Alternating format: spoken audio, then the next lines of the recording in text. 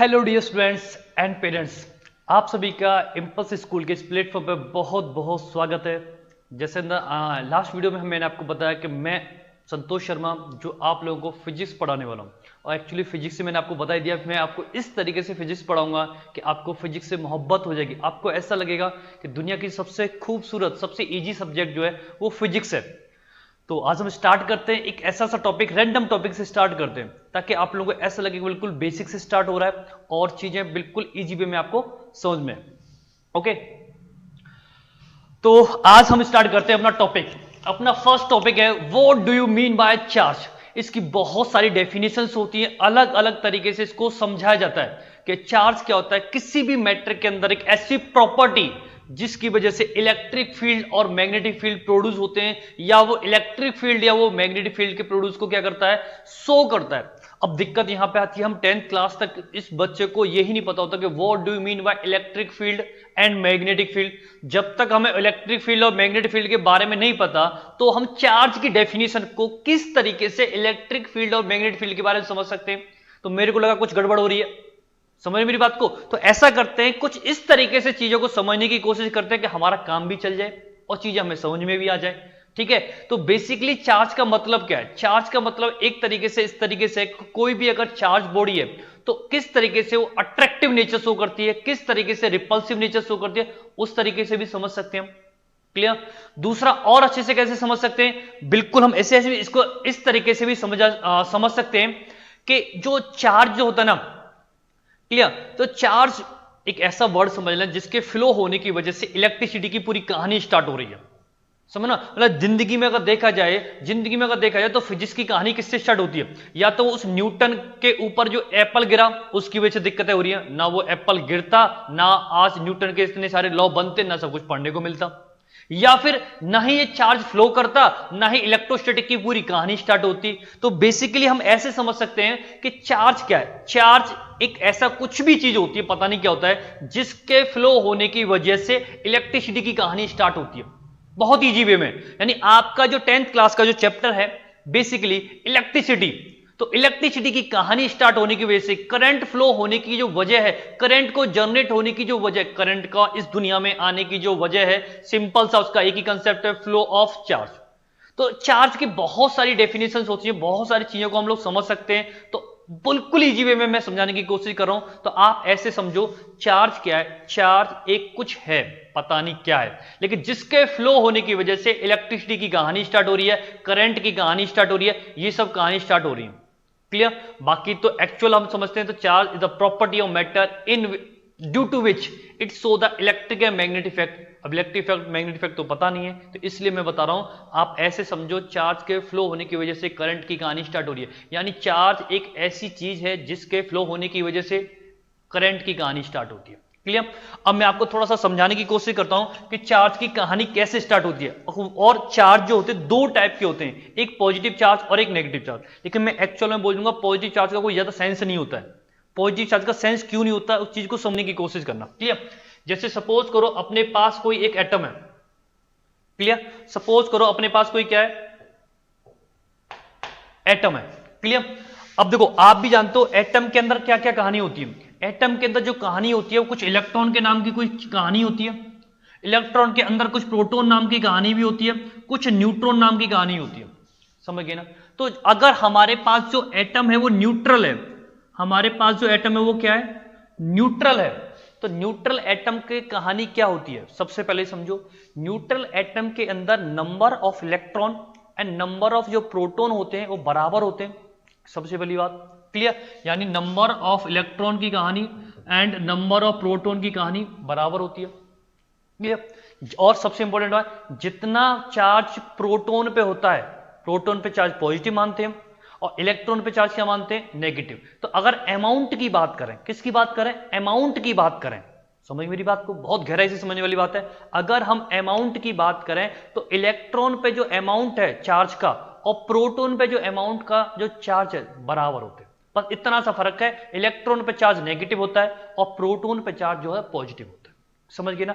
तो अगर एक न्यूट्रल एटम के अंदर नंबर ऑफ इलेक्ट्रॉन और नंबर ऑफ प्रोटॉन दोनों के दोनों बराबर हैं और मैंने ये भी बता दिया कि इलेक्ट्रॉन पे चार्ज का अमाउंट और प्रोटॉन पे चार्ज का अमाउंट बराबर होता है, बस नेचर अलग अलग होता है। तो बेसिकली आप ये बोल सकते हो कि किसी भी न्यूट्रल बॉडी पे जो चार्ज होता है वो कितना होता है, जीरो होता है। कितना होता है बेटा, जीरो होता है।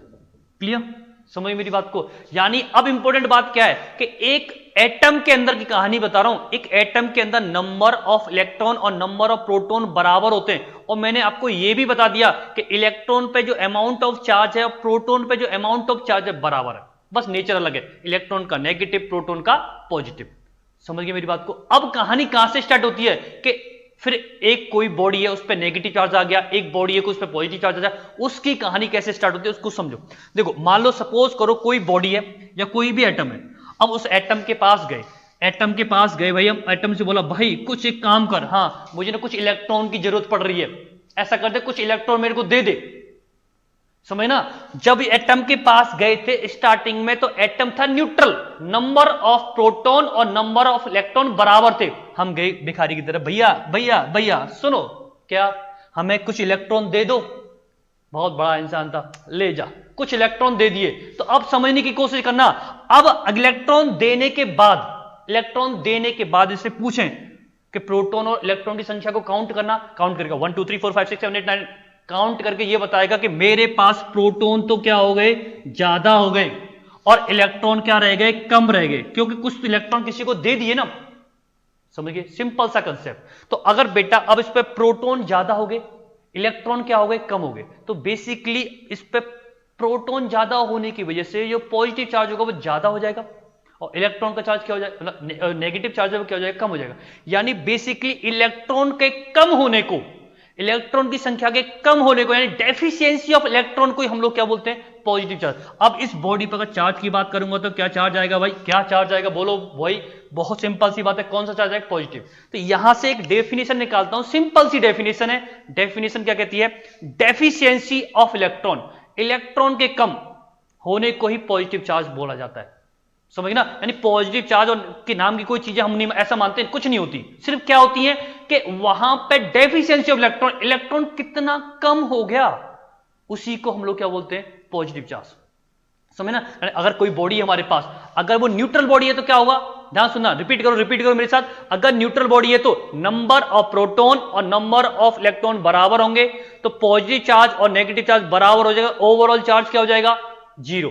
लेकिन अगर हमारे पास कोई पॉजिटिव चार्ज बॉडी है, इसका मतलब किसी ने इलेक्ट्रॉन मांग लिए भैया, उससे इलेक्ट्रॉन कम हो गए, प्रोटॉन क्या हो गए, ज्यादा हो गए। तो प्रोटॉन ज्यादा होने की वजह से ओवरऑल उस पर इफेक्टिव चार्ज कौन सा आ गया, पॉजिटिव। तो बेटा अगर बात करूं पॉजिटिव चार्ज की बात करूं तो due to the deficiency of electron, ठीक है, किसी भी बॉडी पे इलेक्ट्रॉन की कमी, गरीब, इलेक्ट्रॉन की वजह से गरीब, इलेक्ट्रॉन की गरीबी, समझे ना मेरी बात को, इलेक्ट्रॉन की गरीबी को हम लोग बोलते हैं पॉजिटिव चार्ज, और इलेक्ट्रॉन की अमीरी को नेगेटिव चार्ज। यानी due to the excess amount of electron, हमने इससे इलेक्ट्रॉन लिए, हमने दूसरे भैया को बोला हम इलेक्ट्रॉन लेके आए हैं, कुछ ले लो तुम हमसे, कुछ उधार ले लो, तो उन्होंने क्या किया, इलेक्ट्रॉन लेके यहां दे दिया।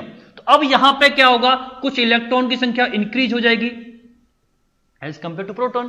तो इलेक्ट्रॉन इंक्रीज होने की वजह से हुआ क्या, नेगेटिव चार्ज का जो इफेक्ट है, नेगेटिव चार्ज क्या हो गया, इंक्रीज हो गया। तो ओवरऑल इस बॉडी पे चार्ज कैसा शो होगा बेटा, नेगेटिव। तो नेगेटिव चार्ज का सिंपल सा कंसेप्ट है क्या, कि इलेक्ट्रॉन का अमीरी हो जाना, इलेक्ट्रॉन की अमीरी, मतलब तुम रईस इंसान हो गए हो, रईसी के नाम पे तुम्हारे पास क्या है, इलेक्ट्रॉन इलेक्ट्रॉन इलेक्ट्रॉन, तो तुम कैसा नेचर शो करोगे, नेगेटिव, ठीक है। और तुम लोग गरीब हो गए, कौन सी गरीब की बात करो, पैसे की गरीब की बात नहीं कर रहा भाई, पैसों की गरीब की बातें थोड़ी कर, यहाँ तो गरीबी और अमीरी इलेक्ट्रॉन से डिसाइड कर रहे हैं, मेरी बात समझे। तो सिंपल सा कंसेप्ट है, बहुत ही सिंपल सा, कि पॉजिटिव चार्ज और नेगेटिव चार्ज का मतलब ऐसे मत याद करो, प्लस चार्ज नेगेटिव, यार प्रैक्टिकली समझो ना, क्वेश्चन आपसे क्या पूछा जा रहा है वो समझने की कोशिश करो ना। क्वेश्चन आपसे ये पूछा जा रहा है कि what do you mean by positive charge, तो पॉजिटिव चार्ज का मतलब होता है बेटा डेफिशिएंसी ऑफ इलेक्ट्रॉन, वहां पे इलेक्ट्रॉन्स कम होंगे। तो क्वेश्चन आपसे यह भी पूछ लिया जाता है कि एक बॉडी है तो उस पे न्यूट्रल है, तो उस केस में क्या होगा, तो न्यूट्रल बॉडी के केस में नंबर ऑफ इलेक्ट्रॉन और नंबर ऑफ प्रोटॉन बराबर होंगे। क्लियर। वहीं अगर वो पॉजिटिव चार्ज बॉडी है तो ऑप्शन आपको दे देगा विच of the following is correct. तो आपको बताना है कि पॉजिटिव चार्ज बॉडी के केस में जो इलेक्ट्रॉन होते हैं वो कम होते हैं और प्रोटॉन की संख्या क्या होती है, ज्यादा होती है। तो ये बहुत सिंपल सा क्वेश्चन आपसे पूछ लिया जा सकता है। तो बहुत छोटी सी डेफिनेशन थी, बहुत छोटा सा कंसेप्ट था कि what do you mean by charge and what do you mean by positive and negative charge. बहुत सिंपल मैंने आपको बता दिया कि क्या मतलब, क्वेश्चन क्या पूछा जाता है वो भी मैंने आपको बता दिया। क्वेश्चन यह पूछा जाएगा, अगर मैं क्वेश्चन की बात करूं, ठीक है, कि क्वेश्चन आपसे क्या पूछा जा सकता है।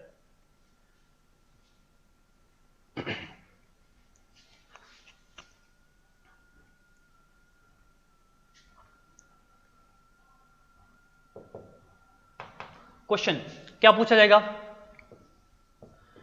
विच of the following is correct for positive charged body. Simple सा क्वेश्चन है भाई, सिंपल सा, बहुत मजेदार क्वेश्चन था, एकदम मजेदार सिंपल सा क्वेश्चन है। ऑप्शन दे देगा आपको, क्या बोलेगा कि यहां पे नंबर ऑफ इलेक्ट्रॉन की संख्या और नंबर ऑफ प्रोटॉन की संख्या भैया बराबर होती है, पहला ऑप्शन। दूसरा ऑप्शन आपको दिया, बहुत लल्लू टाइप का क्वेश्चन है यार, लल्लू टाइप का क्वेश्चन पूछा जा रहा है, एनटीएससी में कुछ नहीं पूछा जाता, एकदम लल्लू टाइप के क्वेश्चन पूछे जाते हैं। कंसेप्ट क्लियर होना बहुत जरूरी है, ठीक है। आपसे बोल देगा नंबर ऑफ इलेक्ट्रॉन की संख्या नंबर ऑफ प्रोटॉन की संख्या से ज्यादा होती है। थर्ड ऑप्शन आपको दे दिया बेटा, number of electron number of proton, ठीक है। फोर्थ ऑप्शन दे दिया बेटा आपको कि नंबर ऑफ न्यूट्रॉन जो होते हैं वो प्रोटॉन से क्या होते हैं बेटा, ज्यादा होते हैं, क्लियर। और नंबर ऑफ न्यूट्रॉन की संख्या इलेक्ट्रॉन की संख्या के बराबर होती है, कुछ भी दे दिया, ठीक है। समझिए मेरी बात को। तो अब आपसे पूछा which of the following is correct, simple सी वाली बात है, सिंपल सी। आप बताओ, आपसे क्या which of the following is correct for positive charge, किसके लिए बताना आपको, पॉजिटिव चार्ज के। तो मैंने पॉजिटिव चार्ज की डेफिनेशन आपको क्या बताई है, that is the deficiency of electron, यानी इलेक्ट्रॉन कम प्रोटॉन ज्यादा, इलेक्ट्रॉन कम प्रोटॉन ज्यादा, इलेक्ट्रॉन कम प्रोटॉन ज्यादा। तो अपना ऑप्शन कौन सा हो गया, थर्ड ऑप्शन आ गया। बहुत ही सिंपल सा है, ठीक है। तो इस तरह की वीडियो इस प्लेटफॉर्म पे आपको बहुत सारी मिलने वाली है और आपको फील हो जाएगा किस तरीके से फिजिक्स को इजी वे में विद क्वेश्चंस किस तरीके से समझा सकता है। क्योंकि मेरा मानना है कि फिजिक्स का आपको अगर कोई टॉपिक नहीं आता, बहुत बार बच्चे बोलते हैं सर मेरे को ये वाला फिजिक्स बहुत टफ लगती है, टॉपिक नहीं आता। सिंपल सा कंसेप्ट है, जो टॉपिक आपको नहीं आता उस पर गुस्सा करो, गुस्सा करो, बहुत गुस्सा कर ली, अब गुस्से में एक बुक उठाओ, उसी टॉपिक पर 15-20 क्वेश्चन कर डालो। मेरी बात समझने की कोशिश करना, बहुत ही मजेदार बात बता रहा हूं। आपको फिजिक्स का वो टॉपिक नहीं समझ में आया, गुस्सा करो, गुस्सा करो, खूब गुस्सा कर लो, आगे गुस्सा, अब उसको तोड़ दो। तोड़ने का मतलब 10-15-20 क्वेश्चन लेके आओ उस टॉपिक पे, उसी टॉपिक के पर्टिकुलर 10-20 क्वेश्चन कर डालो, अपने आप समझ में आ जाएगा। इससे इजी वे कुछ नहीं हो सकता फिजिक्स को समझने के, कोई शॉर्टकट नहीं है, कोई भी डेफिनेशंस को रटने का तरीका नहीं है कि आप लोग डेफिनेशंस को रट लो उसके बाद बोलो मेरे को फिजिक्स बहुत इजी लगने लगी। कभी जिंदगी में फिजिक्स नहीं आ सकती। फिजिक्स इजी तभी लगेगी जब आप उसके number of questions, number of numericals ज्यादा करोगे। तो नंबर ऑफ न्यूमेरिकल्स करो, नंबर ऑफ क्वेश्चंस को ज्यादा करो, तभी आपको फिजिक्स इजी लगेगी। ओके, मिलते हैं नेक्स्ट वीडियो में, तब तक के लिए जय हिंद, जय भारत।